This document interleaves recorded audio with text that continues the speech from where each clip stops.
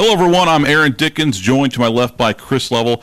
We're continuing RedRaidersports.com's spring countdown with a look at the team's nose tackle position. Chris, we talked yesterday that the Red Raiders really don't return anybody on those two outside spots, but you've got to feel good about returning guys like Colby Whitlock and Miles Way to that nose tackle position. Yeah, I would agree, Aaron. I mean, the thing about Colby Whitlock is it's like he's been here for forever, but he is a mainstay.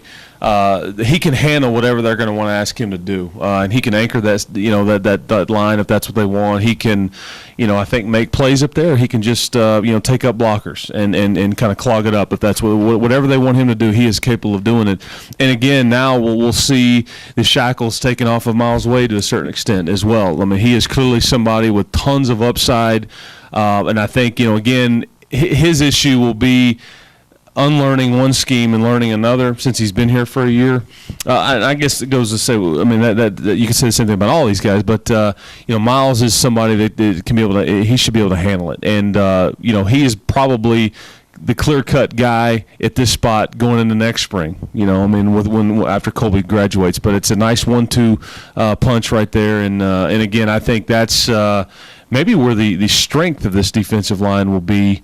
You're intrigued by what you've got on some of the outside spots, but where the strength and the the sure thing may be is right there at nose tackle. And then behind those two guys is someone that I think fans are really kind of anxious to see how he performs in this new scheme is Pearly Graves. Yeah, and they should be. And I would tell you this, based on when we talked about some of the defensive end spots and the guys outside and how thin it may be a little bit, I wouldn't be surprised at all if you see Pearly move to one of those outside spots at all, or if he plays both. If he plays one of the outside spots as well as fills in it because he is explosive, the potential is there.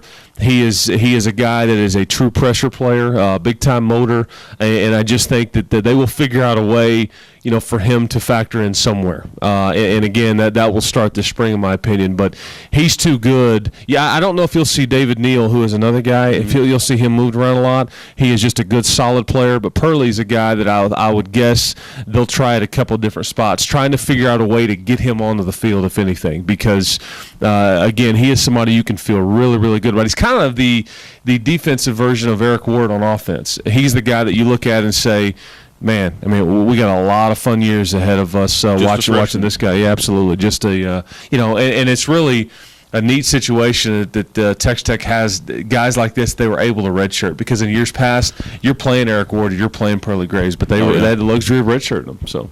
Good stuff, Chris. Well, we'll continue this look at Texas Tech spring practices tomorrow with the outside linebackers. But until then, if you're looking for Texas Tech gear, Under Armour apparel, the best place to go, in our opinion, is Cardinal Sports Center. You can check out their website by clicking on the banner on our message board. But until then, we'll see you tomorrow. Thank you very much.